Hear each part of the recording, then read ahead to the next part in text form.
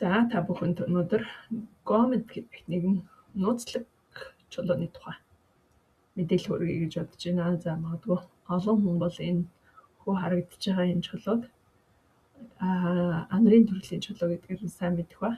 Тэгээд бидний хувьд бол Лаваны Смифхоныг судлаад явж байгаа хүмүүсийн хувьд бол хүмүүсийн системтэй харилцаж сурах арга зүй байдаг. Тэр нь болохоор одоо хүмүүсээс цацарч байгаа долгионыг нь барьж авах сканер онцлогооны арга зүй байдаг. За энэ онцлогооны арга зүй дээр бол нэгэн чухал зүйл нь яг юу гэдэг вэ гэхээр бидний амьдралын хувь заяа хийгээд амьдарч байгаа орон зайны студийг тийм ээ бидний үлдэж байгаа үүлнээс студийг за мөн түнчл мэдээж хэрэг одоо өвд эцэгийн тийм удамшлын генетикийн одоо мэдээллийн сангаас бидний хувь заяа хамаарч идэг. Түүн дээр нэмэх нь нэгэн чухал зүйл бол яг энэ хорвоо дэлхий дээр бид нар одоо энэ нэг дижитал буюу нэгэн гэрлэн оршихуй ирж байгаа шүү дээ тийм ээ хүний төрлийг аваад. Ингээд эрэхтэй бол тодорхой хэмжээгээр мэдээллийг бас өөртөө агуулсан байдаг. Тэгээд тэр тухайн мэдээллээс хамаарат хүмүүн заяаг олоод дараагийн төрлөө олоод ингээд явахдаа одоо бид нар гариг иргэсийн одоо хөдөлгөөн яг одоо гариг иргэс ямар одоо байршилд байхад бууж ирэх вэ яг энэ одоо өртөр гүргийн хаана буух вэ тийм ээ ямар айлд очих вэ ямар хөв заяаг одоо туулах вэ гэдгийг ерөнхийдөө бол нөгөө өгдлийнхаа дагуу бууж ирдэг гэх юм уу. За ингээд амьдарч явцад бол яах нь вэ гэхээр бидний одоо хөв заяа саяны нэрлсэн бүх зүйлээс гадна дахиад нөгөө гариг иргэсийн хөдөлгөөний энэ одоо учир шалтгаан харилцан шүтэлцээнээс хамаарат бидний хувь заяа бол яах нь янз бүрээр эргэж авах тохиолдол байна. За ийм учиртай бол сканер онцлогооны үйлчилгээ гэдэг ийм үйлчилгээ гэдэг. За энэтэй холбоотойгоор бол бидний одоо за миний хувьд ялангуяа тийм ээ одоо хамгийн нэг миний хувь заяанд одоо нөлөөлсөн 3 одоо үндсэн чулуу байдаг. Тэр 3-ыг л ер нь бол бусдын ер нь хөгжлийн хүмүүс бол эрдэнэ чулуунууд гэдэг утгаар нь мэддэг болохоор зүгээр миний хувьд бол яг надад энэ чулуунуудыг хэлээд өгөх тухайн үед тайлбарлаад өгөх хүмүүс бол хараахан бас гарч ирээгүй байсан. Тэгээд тийм хүмүүсийг таньдаггүй байсан болохоор би өөрөө бас яагаад эдгээр чулуунууд чухам миний амьдралд гарч ирсэн бол тийм ээ тэгээ миний амьдралд ямар өөрчлөлтүүдийг үзүүлв тийм ээ гих мэтлэнгээр ингээд судлаад уншаад судалдаг ийм учиртай юм байна. За тэгээд тэрнийх нь нэг нь Рахогийн чулуу одоо гомед чулуу. За тэгээд гомед чулуу гэж энэ чулууны талаар та Рахогийн чулуу өгүүлэе гэж бодож байна. Одоо танин мэдхүү. За энэ бол одоо мэдлэг гэхээсээ илүү танин мэдхүүд зориулсан гомед чулуу гэж. Тиймээс сонирхолтой мэдээлгээд Рахогийн чулуу шүү. За ер нь өөрөө энэ гомед гэдэг чулууны нэр нь өөрөө энэ бол Хасанатын төрлийн гарнет буюу анарын төрлийн эрдэнэ чулууд ордог. За санскрит нэр нь болохоор гомед каха гэж. За ведийн сурахад бол Рахогийн чулуу гэж тооцогддог юм байна. За өнгөний хувьд бол нэлээд олон төрлийн өнгөтэй. За хүрэн улаанаас ахуулаад одоо зүгийн балан улаан хүртэл энэ тийм ээ ийм туяатай. За гол ордууд бол энэхүү чулууны гол одоо олдоц бол энэтхэг улс за мөн одоо Шри-Ланк улсаас олддог байх нэ. За байгаль дээр бол нэг иймэрхүү байдлаар ингээ харагдаж идэг байна. За би энэ дэлхийн газрын зургийг ингээд сонгож авахдаа энд бас нэг юм түүхэн холбоо бас та бүхэнд ярьж өгье гэж бодоод эртний урдын цагт гэдэг нөгөө Рамая Ана гэдэг нэг энтхийн алдарт туйл гэдэг шүү дээ тийм ээ. Тэгээд тэрхүү туйл дээр гардаг одоо Раван гэдэг нэг нь болохоор Рам бурхан нөгөөх нь болохоор одоо Рам хаан Сита 2 нөгөөх нь болохоор Раван гэдэг одоо юу гаргалтай гэж Ракша гаргалтай гэж үздэг л дээ. Аав нь болохоор Sage буюу одоо гигантын самвартан дээд номын хүн байсан. Ээж нь болохоор Ракша гаргалтай гэж. За энэ хүн одоо эртний урдын цагт бол Шри-Ланк харийн энэ хавьд нэгэн одоо Раваны нутаг гэдэг ийм алтан. За хөгжлийн хувьд бол технологийн хувьд бол маш өндөр хөгжсөн байсан юм шиг байна. Ингээ амьдардаг байжээ гэж. За тэгээд энэ хүний яагаад чухам одоо энэ хүн их алдартай вэ гэхээр одоо зарим нь бол одоо мангас зангасл гэж үзэн л дээ. За би бол зүгээр хүн гээд буюу энэ хаан гэд ярьчих. За энэ хүн бол миний бодлоор бол нэлээд их эрдэм одоо мэдлэгт гүн нэвтэрсэн маш олон увдсыг одоо өөртөө шингээсэн. За ард түмэн нь бол их баян чинээлэг амьдардаг байсан гэж байгаа. За тэгээ ордон гэж бол үнэхээр одоо гайхалтай. Тэгээд Рамаяна гийн туйлд одоо бичигдсэн байдгийг юм лээ. За тэгээд юу яаж явахдаа бол энэ дэлхий дээр тийм ээ одоо дэлхий дээр ер нь бол одоо тухайн үед одоо зэрэгэлдэх улс орнуудынхаа өөрийнхөө одоо сүр хүчээр тийм ээ одоо юугаар тэр хүчирхийллээр гэх юм уу та одоо өөртөө нэгтгэж одоо ийм баялаг улсыг бүтээн тухайн үед одоо дарлан суудаг үежээ л гэсэн. За гэтэл тэр цагт нэгэн одоо хаан одоо 4 хүүтэй тийм ээ одоо болоод тэрний одоо хамгийн гогоо хүүхэд нь бол одоо Рам бурхан төрдөг. За Рам бурханыг бол одоо Вишну бурханы аватар гэж нэрлэдэг буюу нэг төрөл хувилгаан төрөл гэж үздэг юм байна. За ингээд Рамын тэр эхнэр Сита гэдэг Лакшми бурханы бас хувилгаан төр гэж. За тэгээд нэг хажуу зэрэгэлдээ бас нэг бяцхан улсын одоо гүнж болон өсөж том болоод энэ хоёр хувьцаага холбоод амьдраад ингээд явж итэл Раван бол одоо нөхөр тэрийг одоо очиж хулгайлдаг. За энийг нь бол одоо юу яагаад хулгайлаад тэгээд одоо өөртөө гэрлүүлэхийг одоо ятгсан боловч өгөнд нь ордоггүй. Тэгээ эцэст нь яг юу болдгоо гэхээр Рам бурхны одоо үнэнч одоо Хануман гэдэг одоо зүтгэгч нэг юм одоо Жанжин гэсэн үг юм бол сарамгчин толгойтой нэг бурхан байдаг. Да тийм сарамгчин бурхан үгүн дээр гараад идэг шүү дээ тий. Тэр түүх ер нь бол үгүний түүх үү эсвэл одоо энэ Рамаяна туйлынхаа үг гэдгийг бас бодчихмаар юм шиг. За ингээд юунасаа Хануман бол одоо өөрийн цэрэгээ дайчтай авчираад энэ Шри-Ланк юу хоёрын хоорондоо энэ одоо энэ Рамашварам гэдэг энэ далайн ирэг дээр бид хэд Рамашвартайгаа бас очиж исэн. Энэ түүхийг сонион за дараа нь би бас дэлгэрүүлээд ярьж. За тэгээд тухайн цаг үедээ бол энэ далайг бол гатлах ямарч боломжгүй юм байна. Тэгээд одоо яаж энэ газар нутгаар руу нэвтрэх вэ гэд ингээд одоо юуны цэргүүд буюу Хануманы одоо дайчт нь гэж байгаа юм л да. Тэгээд тухайн үеийн өөрийнх нь одоо бас хаан биднийхээ хамт одоо Рам бурхан зүтгээд энэ гүүрийг барьсан гэж үздэг. Тэгэхээр энэ түүхчид бол мэдээж хэрэг санамгчин хүн гэхээсээ илүүтэйгээр одоо ойд амьдардаг тэг ой иргэд гэж байдаг шүү дээ. Тэдгээр хүмүүс одоо наашаа ирж энэ гүүрийг барьсан юм байна. Тэгээд дэшиг энэ Раваны нутг руу одоо нэвтэрч одоо Ситагаа аварсан юм байна гэдэг ийм домог байдаг. Тэгэхээр ийм туйл байдаг. Тэгэхээр одоо энэ саяхан энэ юунаас авсан юм гэлээ л да нөгөө сателлитаас авсан энэ зураг байна. Далайн гүндийн гүүрний ор мөр бас байгаа. Тэгэхээр энэ туйл өөрөө нөгөө домог үлгэр домог гэхээсээ илүү энэ одоо бодит түүх байв гэдэг. Тэгвэл өнөөдрийн тэр одоо алтан ордон хаана байна? Тэр алтан ийм бүр улс байсан гэж байгаа байхгүй. Хүмүүс нь маш чинээлэг баяр баясгалантай зугаа цэнгэл ихтэй тийм ээ. Одоо эрдэм номтой. За тэгээд тэр одоо янз бүрийн одоо бясалгал ном одоо номын авшиг тийм ээ юу хүртгээд бол хүмүүс нь маш их өвдөстэй тийм хувилхан ухаанд бол одоо нэг хувилгаан чанарыг олцсон гэх юм уу. Гэтэ яг хоо онцлог нь бол ийж хүмүүс санаатаа муу үйл үлдчих гэдэг ийм Ракшагийн нутаг гэж энэ нэртэй нутаг юм билээ Шри-Ланк. За ингээд энэ үлгэр томгоо зогсоогоод үндсэн байгаль дээрх тийм ээ шинжлэх ухааных нь фактор орё. Гранатын бүлгийн силикат эрдэс гэж байна. Чулуулгийн өндөр даралтын температурын нөлөөгөөр үүсдэг гэж. Өндөр даралтын температураар л мэдээж эрдэнэ чулуунууд үүсдэг тийм ээ. За ингээд голын хайрганаас ч бас заримдаа бас шист энэс чулуулгийн бүсэд хамрагддаг бөгөөд заримдаа голын хайрганаас бас олборлдог гэж байна. За хатуулгийн хувьд бол бас тийм ч их хатуу чулуу бас биш. Одоо бүр эрдэнэ чулууч одоо 8.5-9 мөс гэдэг тийм. Тэгтэл энэ нь бол 6.5-аас 7.5-ын одоо хатуулагтай ийм чулуу. За Рахугийн чулуу гэж нэрлсэн тий. Тэгээ Раху гэж одоо юу юм бэ гэдэг. За энэ дэлхийн газрын зураг байж байгаа. Дэлхийн зураг байж байгаа. Флорийн зураг. За энэ нар сарны одоо тойрог байж байгаа. За энэ нар сар хоёрын тойргийн энэ урд хойд ингээд зангилаг одоо нэгийг Кету нөгөөх нь Раху гэж одоо орчин үед одоо үздэг гэж зангилал гэж байгаа юм л да. За энэ. За ингээд энэ домогт бол ийм байдаг. Энэ манай Нарны аймгийн ингээд бурхтууд цуглаад далайг нэрээд одоо мөнхийн ус гаргаад мөнхийн аршаан гаргаж авч ижээ. Тэгээ мөнхийн аршаанаа гаргаж аваад сайхан ингээ хүртчихсэн чинь тэнд нэг нөхөр ингээд ороод ирсэн байж та. Тэгээд тэр нь бол одоо нөгөө одоо энэ юу л та муу санаад тийм ээ мангас одоо ороод ирчээ гэж. Тэгээ бурхтын эсрэг хүч нь одоо бид нар чинь мангас л гэдэг шүү дээ тийм ээ.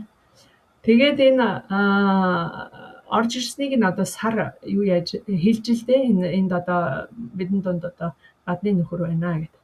Гэтэл одоо нарны бурхан сэлмэн аваад тэр дор одоо цавчсан гэдгээ гэдэг донч юм тийм ээ. За зарим домог нь бол одоо суур буюу одоо сугар гаригийн одоо Индра бурхан одоо цавчсан юм лээ гэдэг ч домог бас байна. За ингээд тэр утгаараа бол энэ нөгөө одоо бурхан юу чинь одоо мангас муу санаат одоо мангас маань нөгөө юунаас мөнхийн аршаанаас дөнгөж хүртсэн байсан учраас цавчингууд ингээд толгой юу хоёр болоод болчихжээ. Сүүл хоёр болоод хуурчжээ гэж. За энийг л өнөөдөр бид нар одоо Рахугийн бол одоо тэр одоо бидний хэллэгээр уу манайхаар бол одоо лусын толгой гэж үздэг бөгөөд Кету гаригийг бол лусын сүүл гэж үздэг гэж.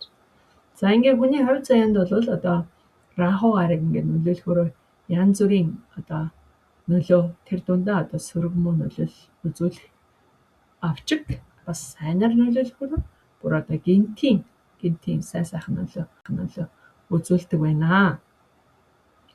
За жишээлбэл одоо хүний бол одоо эрдэм мэдлэг хэрвээ сайнаар нөлөөлөх юм бол Рахугийн нөлөө бол гинтл хүн бол одоо амжилтанд авьяас бэлгэнд тодроод л одоо ингээл тийм ээ одоо амжилтыг олдог гэж. Амьдралын цоо шин зам мөрөөр орж эхэлдэг тийм ээ. Алсын хараатай бизнесийн манлайлагч болдог гэж байна. За тэгээ алдартай дуучин болдог тийм ээ. За олон нийтэд одоо танигдсан одооныхоор бол нөлөөлөгч тийм ээ. За гих мэтлэнгээр за мөн түнжлэн бол шин санааг бас төрүүлдэг гэж.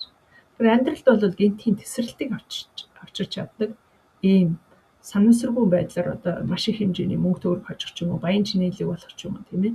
Эсвэл улс төрд одоо цайлсан одоо амжилт үзүүлж, өөрсдийн манлайлал үзүүлж тийм ээ, лидер болох гэдэг ч юм уу. Гих мэтлэнгээр ийм одоо эд шидийг үзүүлдэг яг нөгөө зөксөн хүнд гэхдээ чи бас зохих хүн байна, зохихгүй хүн байна гэж. За гих мэтлэнгээр одоо амьдралын одоо гинтийн одоо маш гайхалтай мөн чанаруудыг бас олгодог гэдэг утгаараа.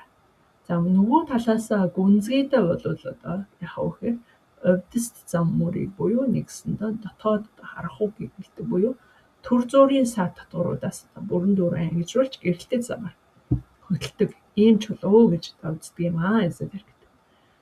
За Рахугийн сөрөг нөлөө нь яг ямар байдг вэ гэхээр нөгөө бид нар нэг энд би үлэн гэж өчсөн байгаа. Нэг үлэнтөд идэг штэ тий хичнээн ингээ баян чинэлэг болсон ч гэсэн л нэг үлэн цантай тий ингээ юмыг л ингээ авахын төлөө төрсэн юм шиг. Ингээ хамаг юмыг л хурааж идэг тийм ээ. За хичнээн одоо сайхан их нэртэй байсан ч гэсэн л дахиад одоо цаана дахиад ингээл дур хүсэл хандахгүй тийм ээ. Шунлан ингээ ханддаггүй ийм нэг хүмүүс байгаад байдаг. За энэ сэтгэл зүйн докторгүй байдлыг үүсгэнсэн маань хэд их хүсэлтэй шуналтаа донтцсон. Жишээлбэл архин тамхин одоо шуу юу гэдэг нь тий нөгөө үнэрлдэг барьдаг бодиснууд гих мэтлэнгээр муу хай юм донтохыг хэлж. За нөгөө талаас гинтийн уналтууд ирж байгаа. Зүг амьдрал сайхан өрнж явжсэн гинт унаад эхэлдэг. Нэр хүнд нь асуудал үүсч эхэлдэг, төөрдөг тийм ээ. Ер нь бол нэг юм төөрдөг гэх юм илүүшний гариг гэж үздэг. Энийг өөрөөр нэгсэндээ хүний хувь заяаны зам мөрийг бүдгрүүлдэг, төөрүүлдэг, айдас тавтуулдаг. За тэгээд цаашлах юм бол одоо хэл дамнасан асуудал шүүх маргаан гэх мэтлэнгээр эдгээр зүйлийг бол одоо хүний хувь заяанд үүсч идэг байна. За Кетугийн асуудал бол дараа нь би та нарт морин нүд гэдэг чулууны хатлаар юу яаж заяа юу яах тайлбарлах та тэн дээр яаж хэлж өгье.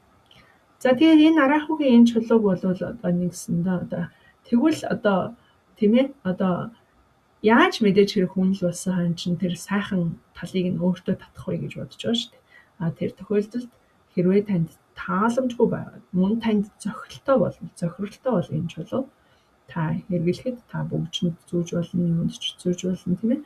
Хэрэглэхэд энэ эрдний чулуу хэрэглэхэд таны амьдралыг тэнцвэржүүлж эхэлнэ гэж. Рахугийн энергийн давтамжийг тэнцвэржүүлдэг гэж. Сүрэг кармаг зөөлрүүлнэ, сэтгэлийн ийм мананг арилгана гэж оволцоод идэг. Тэр оволцсон юм чинь гайг болгох юм шүү. Гинтийн уналтыг зогсооно, бизнес улс төр олон нийтийн салбарт амжилтыг олуулна гэж.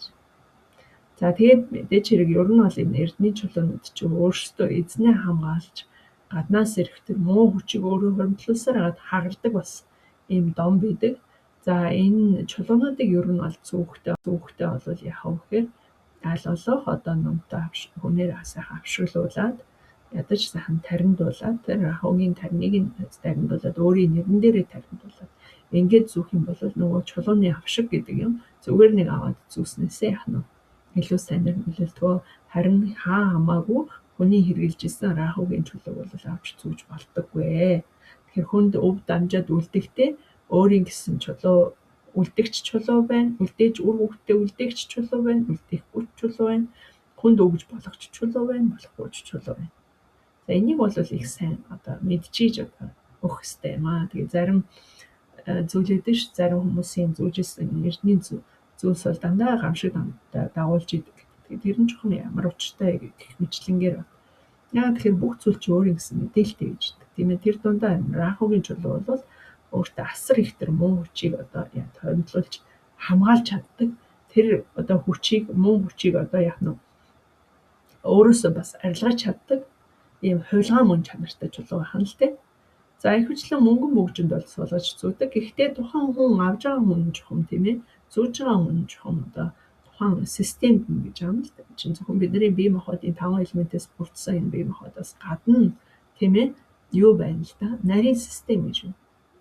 Дотоод систем. За энэ бүх системийн нэгдлийг одоо хангасан нэгдвэл байхад зориулагдсан холбогддог элемент гэж бидний зарим хүнд одоо жишээл хүрэл таарч, зэс таарна, алт таарна, мөнгө таарна тийм ээ. Зарим хүнд төмөр таарна гэх мэтлэг. Тэрнээс хамаарат тэрийг үзүүлж аваад би мөнгөн бөгжөнд хийж зүйлэх үү эсвэл алтан дуу, монетын дуу гэдэг.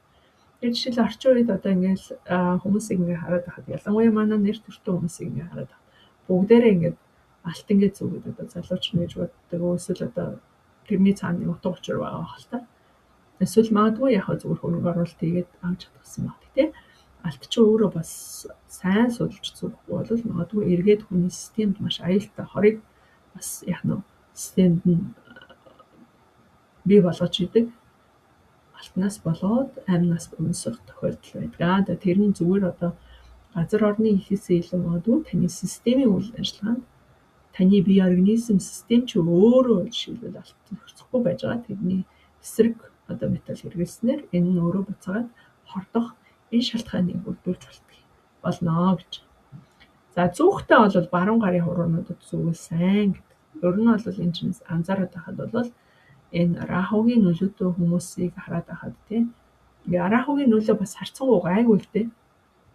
Нэг юм төр зуур та нар нэг сар хэртэл дээр үед хөгшчүүлтэй ингээ сар хэртэл ингэнгүүт чинь раху сарыг цалигж ийна төмпөр шанаа цохиороо гэл мал ахууга мөөрүүлэл өхөр мал мөөрөөл тийм ээ нохоо хуцаал адуу хургасаа татаал ингээл янз бүр болдог шүү дээ тийм ээ.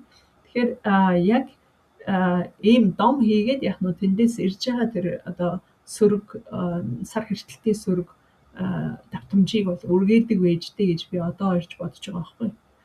Тэгэхээр ер нь ингээ анзаараад байхад энэ рахугийн одоо буюу лусын хорлолтой энэ төр гэл хүмүүс яриад идэг шүү дээ тийм. Энэ лусын энэ асуудал үүссэн чухам юунаас болж байна вэ гэхээр мэдээж хүний одоо өвд эцсийн тэр дундаа магадгүй аавын шугам дагсан одоо өвдийн хийжсэн буюу ямар нэгэн буруу үеийн үр буруу зуршлууд тийм ээ тэр нь хуримтлагдсан стресс гэж болсон байдаг. Жишээлбэл одоо юу гэдгийг одоо тийм ээ тодорхой хэмжээгээр газар оронд тийм ээ байгальд ямар нэгэн буруу зүйл хийсэн чинь мод уул ус гол горих гэмтээсэн ч гэдэг юм уу. За мэдээ хийгээд мэдэхгүй зөндөө тохиолдол нь шүү дээ. Энтэй холбоотойгоор үүссэн ийм кармик буюу үлийн үрийн шинж чанартай зүйлээр байдаг. Зүгээр эрүүл мэндийн хувьд бол энэ ерөнхийдөө ингээд зүг зүгээр хийжсэн хүндгийн одоо хавдрын шинж чанартай ч юм уу эсийн буруу хавдал явдаг. Энэ магадлал. Энэ чинь дахиад юунаас болж байгаа нөхөр дахиад гар иргэсийн нөлөөллийн бас нэг үндсэн шалтгаан. Бас таны системийг гэмтэж эхэлдэг. Буюу таны системийг жамсныхын дагуу ажилуулахгүй байх. Тэгээ рахугийн сүдэр тусчхаа гэж ярьдаг л та. Ерөнхийдөө өрөвсөл жишээл ерөөсөө эдгэрдэг. Тэгээ ямар нэгэн яар шарах тий. Тэгээ одоо юу гэдгийг хадаг нүүр амандар гардаг юмнууд тийм ээ одоо мөг өнцөр зөв өнцөр гэдэг нэг муу зүйлүүдтэй бактерийн шинжтэй. Тэд нар их үрчдэг. Нэг өөрөөр муу зүйл их үрчдэг. Ховж юу тийм ээ атаажтай бол ингээд нэг ийм яриа хөө ийм юмнууд бол нэлээ ингээд үрччих гэдэг. Дагсан. Андаа нэг хэрүүл уруул зодон зохион тийм. Гэтэ яг төр зургийн харьцан бас хитүүгээ бодвол арай зөвхөн зөөлөн тусдаг гэх юм уу? Ийм юм л да.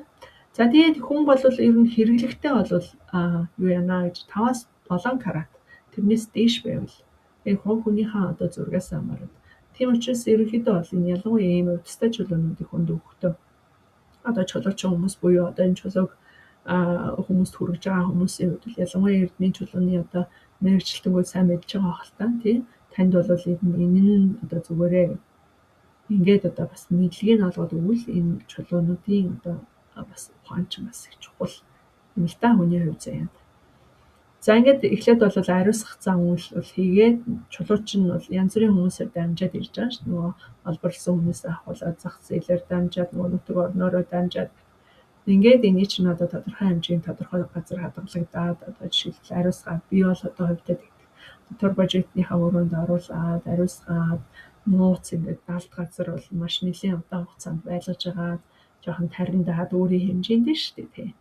За тэгээд одоо таарсан үнэ угаасаа тэгээд дуудагдаад хүрээд ирдэг л дээ. Тэгээд үзээд танд бол хүн заримдаа бол таарахгүй хүн байгаа давыг эзэтгэж тахтан би тийм идэ хэрэггүй таавар газраас олоод авах. Ингээд явалт. Миний хувьд бол ийм баг. За тэгээд ер нь бол ажиглах хэрэгтэй л дээ. Тийм. Ер нь одоо энэ чулууг одоо зүүх би яг хэрэгтэй юу хэрэггүй юу гэдгийг эхлээд ажиглах. Миний амьдрал саяны ярьсан шиг зүйлс ер нь болоод байна уу болохгүй байна уу.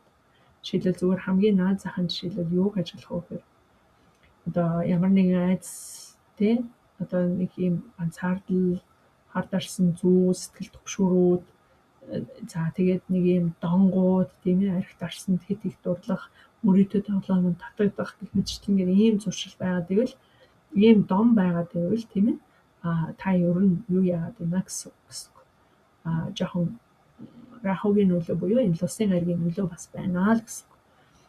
Харин эсвэргээр бол яах вэ гэхээр тент ингээ амжилтанд ороод бол таны аргаах уу ивэж гэсэн. Гэх мэтлэнгээр бол ажиглах хэрэгтэй бас зүүснийхаа дараач гэсэн. Та нэгдүгээр чулуугаа бол сайн сонгож авах хэрэгтэй. Хоёрдугаарт бол чулуугаа зүүснийхаа дараа ер нь ганцхан рахогийн чулууч гэлтгүү. Ер нь ямар нэгэн эрдний чулуу худалдаж авчаад тэгээд юу яаж байгаарэ. Зүүж явах явцдаа өөрийнхөө системийг сайн ажиглаж байгаарай л гэж та бүхнээс үлээ даа. За тэгэд дараа уулзтлаа баяр та.